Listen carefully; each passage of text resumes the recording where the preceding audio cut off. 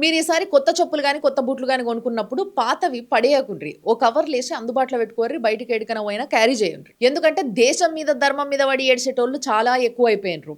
బయట పిచ్చివాగుడు వాగుతున్నట్టు ఎవరన్నా చూస్తే ఆ పాత చెప్పు తీసుకొని పటా 2 లాగి కొట్టిన తర్వాతనే మాట్లాడుండ్రి. అట్లా చేస్తే మనము చట్టం చేతులకు తీసుకున్నట్టు అయితది కదక్కా అనే డౌట్ రావచ్చు మీకు. మన ధర్మాన్ని కాపాడుకునేటందుకు సెల్ఫ్ డిఫెన్స్ వద్దా? మన ధర్మం అనే కాదు, ఎవరి ధర్మం అయినా వాళ్ళు కాపాడుకోవడానికి సెల్ఫ్ డిఫెన్స్ చేసుకోవచ్చు, తప్పులేదు. ప్రస్తుతం దేశంలో ఏం నడుస్తుంది అని అంటే హిందూ దేవుళ్ళని తిట్టాలే, పాపులర్ కావాలి. అలా ముఖ్యంగా రాముణ్ణి తిట్టాలే, బాగా పాపులర్ కావాలి. మహాభారతంలో రామాయణంలో ఉన్న జ్ఞానాన్ని పక్కకు పెట్టేసేయాలి. ఏ పాయింట్ పట్టుకొని వీళ్ళని ఎక్కిరియొచ్చు అనేది మంచిగా స్క్రిప్ట్ రూపంలో ఒక 4 ముక్కలు రాసుకోవాలి. నలుగురు సప్పట్లు కొట్టే బేవర్స్ గాళ్ళని తీసుకొచ్చుకొని ఒక సభ పెట్టుకోవాలి. ఇష్టం వచ్చినట్టు వాగాలి. ఇక सीता के पति का नाम ले लेके मीता के पति का काम कर रहे हैं. తన తమ్ముడిని ఆమె యొక్క మరిదిని తీసుకెళ్లి అడవిలో వదిలిపెట్టి వచ్చాయని చెప్పగలిగినటువంటి మనిషి నీకు దేవుడు అవుతాడు, మహిళలకు ఎలా అవుతాడు అడుగుతాడు. कि जय श्री राम बोलेंगे. मैंने बोला बोलो भाई, मैं जय संविधान बोलूंगा. ఈ ఊరప్పందుల బ్యాచ్ ఒకటి ఉంది కదా, ఈ బ్యాచ్ ఏం చేస్తుందంటే వీళ్ళు ఈ సభలు పెట్టంగానే మంచిగా పోస్టు పెడతాయి. తర్వాత వాళ్ళని పిలిచి మంచి ఇంటర్వ్యూలు కూడా చేస్తాయి వాళ్ళ ఛానళ్ళల్లో. ఈ పందులకు కావాల్సింది కూడా సేమ్ ఇలాంటి బ్యాచే. ఇంకా అందులో ఒకవేళ ఎవరైనా దొంగ బాబాలు ఉన్నారనుకో అసలు వీళ్ళకి పండగ. లేకపోతే ఏముంది, ఒక 4 దొంగ బాబాలను తయారు చేసుకునే కెపాసిటీ కూడా ఉంది ఆ పందులకి. ఢిల్లీ నుంచి కేరళ దాకా ఇదే కథ. ఢిల్లీలోనేమో కాక్రోచ్ పార్టీ వేదికగా రాముడిని ఇష్టం వచ్చినన్ని మాటలు అనాలి. కేరళలోనేమో కొత్త గవర్నమెంట్ వచ్చిన తర్వాత రాముడంట పారిపోయిండంట, అయ్యప్ప స్వామి అంట దాక్కున్నాడంట. రామనామము రామనామము రమ్యమైనది రామనామము అని వాల్మీకి గారు ఏ సమయాన రాసినరో గాని ప్రతిరోజు రామనామం లేకుండా, ఆ జపం లేకుండా రోజు గడుస్తలేదు. ఆఖరికి నీచులకి కూడా అదే దిక్కయింది. మతం పేరుతోని రాజకీయాలు చేస్తున్నారు కాబట్టి కాక్రోచ్ పార్టీ వాళ్ళు సీతారాముల టాపిక్ తీసుకొచ్చి విమర్శిస్తున్నారు. మరి 40 సంవత్సరాల నుంచి మతం పేరుతోని టెర్రరిజం చేస్తున్నారు. వాళ్ళ మతానికి సంబంధించిన దేవుడైన అల్లా టాపిక్ తీసుకొచ్చి ఇట్లనే సెటైర్లు, కామెడీలు చేస్తారా? చేసి చూపిమని చూద్దాం. ఎందుకు ఈ నీచులకి నికృష్టులకు కూడా రామనామమే పనికొస్తుంది అని నేను అంటున్నా అంటే దానికి ఒక ఎగ్జాంపుల్ కూడా చెప్తాను నేను. ఢిల్లీ కాక్రోచ్ పార్టీనే తీసుకోండి ఫర్ ఎగ్జాంపుల్ జంతర్ మంతర్ దగ్గర కాక్రోచ్ పార్టీ కథనే తీసుకోండి. వాళ్ళు ఏం చేసినా కూడా జనాలు దేత్తలేరు. ఊరపందుల గ్యాంగు, ఆ ఫుడ్ సప్లై చేసేటోళ్ళు, మీడియా వాళ్ళు, కంటెంట్ క్రియేటర్లు, వీళ్ళు తప్పితే ఎవరిగానా పడతలేరు. అందుకోసమే ఏం చేస్తున్నారు, రోజు ఒక సెలబ్రిటీని పట్టుకరావాలి. అది కూడా సీతారాముల పైన జోకులు వేసేటోళ్ళనే పట్టుకరావాలి. అది చేస్తున్నారు. రోజు మనం ఏం మాట్లాడినా ఎవ్వరు మనల్ని పట్టించుకుంటలేరు. అదే ఒకవేళ మనం సీతారాముల టాపికే తీసుకొని ఇట్లా మాట్లాడినాం అనుకో, దేశంలో ఉన్న వాళ్ళందరూ మనల్ని విమర్శించేటందుకైనా పట్టించుకుంటారు అని చెప్పేసి స్ట్రాటజీతో ముందు పోతున్నారు అన్నట్టు. ఏం లేదక్క, ప్రభుత్వాన్ని విమర్శించేటందుకు అట్లా సీతారాములతో కంపేర్ చేసారు, దాంట్లో తప్పేముంది అని మీకు డౌట్ రావచ్చు.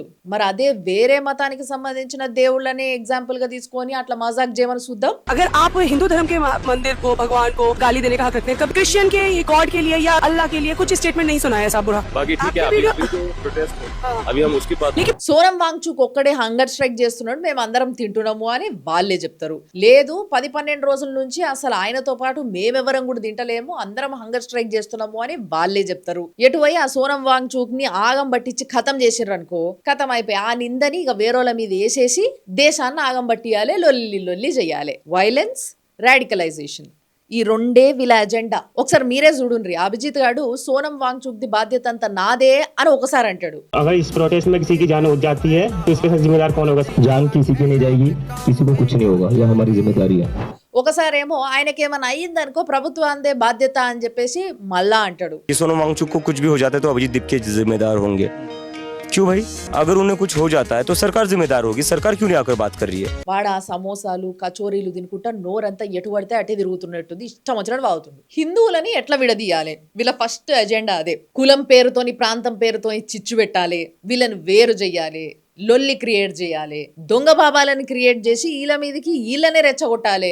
మినిమం నాకు తెలిసి ఒక 10-20 సంవత్సరాలకు కావాల్సిన స్క్రిప్ట్ రెడీగా ఉంటది ఎప్పుడు వీళ్ళ దగ్గర. మీకు ఐడియా ఉంటే ముస్లిమ్స్ లో ఒక కాన్సెప్ట్ ఉంటది ఉమ్మా అని. దేశంతోనే సంబంధం లేకుండా ప్రపంచంలో ఉన్న ముస్లిమ్స్ అందరూ కూడా ఒక్కటే అని దాని అర్థం. వీళ్ళ ఉమ్మా ఫార్ములా ప్రకారము వీళ్ళకి దేశం కంటే కూడా మతమే ఫస్ట్, తర్వాతనే దేశం. వాళ్ళేమో దేశానికి అతీతంగా అందరూ కలిసి ఉండేటందుకు, ఒకటే అని చెప్పుకునేటందుకు మార్గాలు ఎత్తుకుంటున్నారు. కానీ ఈ బ్యాచ్ ఏం చేస్తుంది, హిందువులు మాత్రం ఒక్క దేశంలోనే ఉన్నా కానీ ఏదో ఒక రీజన్తో కొట్టుక సావాలి. మీరు నమ్ముతారో లేదో కానీ ఈ కాక్రోచ్ బ్యాచ్ ని కానీ, ఈ ఊర పందుల్ని కానీ, ఇళ్ళని ఎవరన్నా ఒక ఇన్ఫ్లుయెన్సర్ కావచ్చు, లేకపోతే ఒక జర్నలిస్ట్ కావచ్చు, ఒక కంటెంట్ క్రియేటర్ కావచ్చు, ఒక స్పోక్స్ పర్సన్ కావచ్చు, ఎవరన్నా ఏదన్నా ఒక విమర్శ చేసిండ్రు అనుకో, కథం మొత్తం మంద దిగిపోతుంది సోషల్ మీడియాలో వీళ్ళ పేజెస్ పైన అటాక్ చేయడానికి కామెంట్స్ రూపంలో. అది కశ్మీర్ నుంచి కన్యాకుమారి దాకా, గుజరాత్ నుంచి అస్సాం దాకా ఉంటారు మొత్తం వీళ్ళు. నా దగ్గర దానికి సంబంధించి ప్రూఫ్లు కూడా ఉన్నాయి.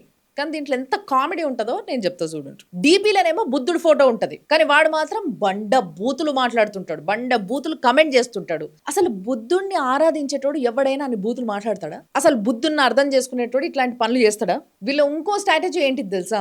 ఇట్లా కమెంట్లు పెట్టేటోళ్ళు ఎవరైతే ఉన్నారో వాళ్ళ డీపీలలో లోకల్ హీరోల ఫోటోలు పెట్టుకుంటారు. అంటే ఆ కమెంట్లు చూస్తే అబ్బా ఈ హీరో ఫ్యాన్స్ అందరికి నచ్చలేనట్టుంది, వాళ్ళందరూ తిడుతున్నారు, విమర్శిస్తున్నారు అని అనుకోవాలి. ఎన్ని సావు తెలివితేటలు చూసిండ్రా వీళ్ళు. అస్సలు ఇట్లాంటి సావు తెలివితేటలల్లా వీళ్ళని బీట్ చేసేటోళ్ళు ఎవ్వరు లేరు. మాస్టర్ డిగ్రీలు చేసారు వీళ్ళు. వీళ్ళు ఇంకో కథ ఏంటంటే ఈ డీపీలు పెట్టుకునే వాళ్ళు మళ్ళీ పేర్లు కూడా సొంత పేర్లు పెట్టుకోరు. మిస్టర్ డెస్ట్రాయర్, పీటర్ పార్కర్ అంటే స్పైడర్ మ్యాన్ క్యారెక్టర్ పేరు. ఇంకా కొన్ని అయితే ఎట్లుంటే తెలుసా, మనం ఇట్లా కళ్ళు మూసుకొని కీబోర్డ్ పైన టైప్ చేస్తే ఏదైతే వస్తుందో అట్లాంటి పేర్లు కూడా ఉంటాయి. ఇక బూత్ బొమ్మలతో కమెంట్లు పెట్టేటోళ్ళు అయితే మాక్సిమం ఒక కమ్యూనిటీ నుంచే ఉన్నారు. దానికి కూడా ప్రూఫ్ ఉంది చూడు. సోషల్ మీడియా తర్వాత వీళ్ళ నెక్స్ట్ టార్గెట్ వచ్చేసి స్కూళ్ళల్లో పిల్లలకి ఎట్లా స్లో పాయిజన్ లాగా మెల్లగా బుర్రలకు ఎక్కియాలి, అదే కథ. లేటెస్ట్ గా హైదరాబాద్ లో సక్సెస్ స్కూల్ ఇష్యూ దీనికి one of the example. Babu diary చూస్తే అందులో రీడ్ కల్మా, రీడ్ సూరా ఫతే అని రాసినారు. నేను వెళ్ళి క్వశ్చన్ చేసిన ఎందుకు అట్లా రాసినారు అంటే the religious practice it's mandatory for everyone అంటే. ఇప్పుడు ఇది చూసిండ్రు కదా, ఒక్క 1 month బ్యాక్ పోతే మీకు అది గుర్తుంది, ఆర్మూర్ స్కూల్ది ఆ ఇష్యూ.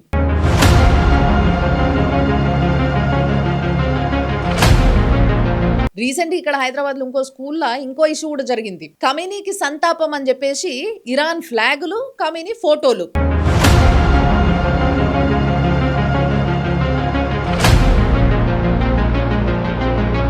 అసలు హైదరాబాద్ స్కూల్లో చదువుకునే పిల్లలకి ఇరాన్ కమీనీతోని ఏం సంబంధం? ఇదే స్లో పాయిజన్ అంటారు దీన్నే.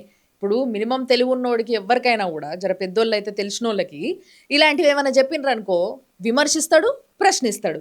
అదే చిన్నపిల్లలకి ఏం తెలియని వాళ్ళకైతే మెల్లగా ఇప్పుడే నెత్తిలెక్కిచ్చేసినాం అనుకో, వాడిగా తర్వాత ఏం చెప్పినా కూడా వినడు.